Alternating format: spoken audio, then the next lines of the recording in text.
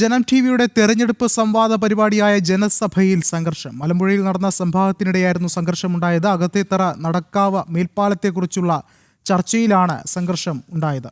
പാലത്തിന്റെ 95% നിർമ്മാണ പ്രവർത്തികൾ പൂർത്തീകരിച്ചുവെന്ന ഇടത് പ്രതിനിധിയുടെ അവകാശവാദം BJP പ്രതിനിധി പ്രശാന്ത് ശിവൻ ചോദ്യം ചെയ്തതോടുകൂടിയാണ് ഒരു വിഭാഗം പ്രകോപിതരായത്.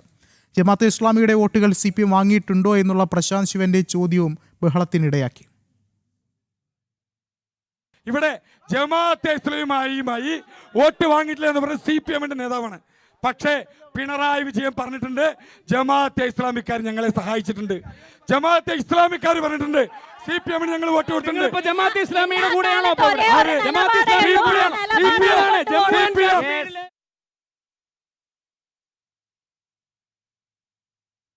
കൂടുതൽ വിവരങ്ങളുമായി അരുൺ ആലത്തൂർ ചേരുന്നുണ്ട്. അരുൺ, എന്തായാലും ഒരു സംഘർഷം അത് ഉടലെടുക്കുമ്പോൾ അതിന് പിന്നിൽ എന്താണ്? ഈ സംഘർഷം ഒരുപക്ഷെ എന്തുകൊണ്ട് CPM-കാർ അല്ലെങ്കിൽ CPM പക്ഷത്തുള്ളവർ പ്രകോപിതരായി എന്നുള്ളൊരു ചോദ്യം ബാക്കിയാവുകയാണ്. കൃത്യമായ കണക്കുകൾ അല്ലെങ്കിൽ കൃത്യമായ കാര്യം മുന്നോട്ട് വെക്കുമ്പോൾ എന്തുകൊണ്ട് ഈ ഒരു പ്രകോപനം എന്നുള്ളൊരു ചോദ്യം ബാക്കിയാകുമ്പോൾ അതിൽ കൃത്യമായൊരു ഉത്തരം പറഞ്ഞാൽ നേരത്തെ സൂചിപ്പിച്ചതുപോലെ തന്നെ അതിൽ യാതൊന്നും അല്ലെങ്കിൽ ഒരു വികസനം പോലും ഉണ്ടായിട്ടില്ല എന്നുള്ളൊരു യാഥാർത്ഥ്യം നേർക്കാഴ്ചയായി തന്നെ നിലനിൽക്കുന്ന ഒരു കാര്യം തന്നെയല്ലേ?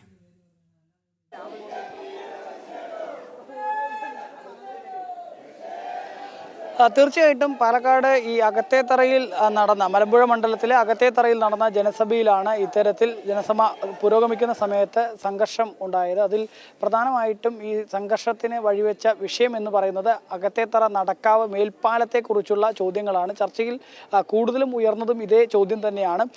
VS അച്യുതാനന്ദൻ 2016 കാലത്താണ് ഈ ഒരു പാലം കൊണ്ടുവരുന്നതിന് വേണ്ടിയുള്ള പ്രവർത്തികൾ തുടങ്ങിയത്. അതിനുശേഷം ഇപ്പോൾ 2026 ആയിട്ടും ഏകദേശം 10 വർഷത്തോളം കാലമായിട്ടും ഈ അകത്തേത്തറ നടക്കാവ് മേൽപ്പാലം യാഥാർത്ഥ്യമാവാത്തതാണ് പ്രധാന ചോദ്യമായിട്ട് ഉയർന്നത്. അതിൽ തന്നെ ഇടത് പ്രതിനിധി അത് റെയിൽവേയുടെ കുറ്റമാണ് എന്ന തരത്തിൽ പറയുകയുണ്ടായി. ആ സമയത്ത് BJP-യുടെ പ്രതിനിധിയായ പ്രശാന്ത് ശിവൻ റെയിൽവേയുടെ നിർമ്മാണ പ്രവർത്തികൾ 95%-വും 90%-ത്തിലേറെയും പൂർത്തീകരിച്ചു എന്നുള്ള തരത്തിൽ അതിൻ്റെ തെളിവുകൾ സഹിതം പുറത്ത് വിടുകയും ചെയ്തു. അതിന് പിന്നാലെ ഇടത് പ്രതിനിധിയോട് അപ്രോച്ച് റോഡിൻ്റെയും മറ്റു നിർമ്മാണ ചുമതല അത് സംസ്ഥാന സർക്കാരിനാണല്ലോ, സംസ്ഥാന സർക്കാർ എത്രമാത്രം പണി അവിടെ പൂർത്തീകരിച്ചിട്ടുണ്ട് എന്നൊരു ചോദ്യം ഉന്നയിക്കുകയായിരുന്നു. അതിൽ ആ ഉത്തരമായിട്ട് 95% നിർമ്മാണ പ്രവർത്തികളും അവിടെ പൂർത്തീകരിച്ചിട്ടുണ്ട് എന്ന് ഇടത് പ്രതിനിധി പറഞ്ഞതോടുകൂടെ പിന്നീട് വലിയ രീതിയിലുള്ള ബഹളങ്ങൾ ഉണ്ടാവുകയായിരുന്നു. കാരണം 95% നിർമ്മാണ പ്രവർത്തികൾ പൂർത്തീകരിച്ചിട്ടില്ല എന്ന് മാത്രമല്ല, ആ 95% നിർമ്മാണ പ്രവർത്തികൾ പൂർത്തീകരിച്ചതായി തെളിയിക്കുകയാണെങ്കിൽ തൻ്റെ രാഷ്ട്രീയ പ്രവർത്തനം തന്നെ താൻ അവസാനിപ്പിക്കാം എന്ന തരത്തിലൊരു ഓപ്പൺ ചലഞ്ചും പ്രശാന്ത് ശിവൻ BJP പ്രതിനിധി ഇടത് പ്രതിനിധിയോട് മുന്നിൽ വെക്കുകയും ഉണ്ടായി. അതിനുശേഷം വലിയ രീതിയിലുള്ള വാക്ക് തർക്കങ്ങളും മറ്റും ഉണ്ടാവുകയായിരുന്നു. അത് ഒരു ഘട്ടത്തിൽ ഉന്തും തള്ളിലേക്ക് വരെ കലാശിച്ചു എന്നുള്ളതാണ്. പിന്നീട് രണ്ടാമത് ഒരു സംഘർഷത്തിലേക്ക് ഉടലെടുത്ത ചോദ്യം എന്നുള്ളത് അത് ജമാഅത്തെ ഇസ്ലാമിയുടെ പിന്തുണ ഇടതുപക്ഷം സ്വീകരിച്ചിട്ടുണ്ട്, അത് പിണറായി വിജയൻ തന്നെ തുറന്ന് സമ്മതിച്ചിട്ടുണ്ട് എന്ന് പ്രശാന്ത് ശിവൻ പറയുകയുണ്ടായി. അത് പിന്നീട് വലിയ രീതിയിലുള്ള തർക്കങ്ങൾക്കും മറ്റും കാരണമാവുകയായിരുന്നു. ഏതായാലും ജനസഭ നാളെ പാലക്കാട് മണ്ഡലത്തിലാണ്, പാലക്കാട് സ്റ്റേഡിയം ബസ് സ്റ്റാൻഡ് പരിസരത്താണ് നാളെ ജനസഭ ഉള്ളത്.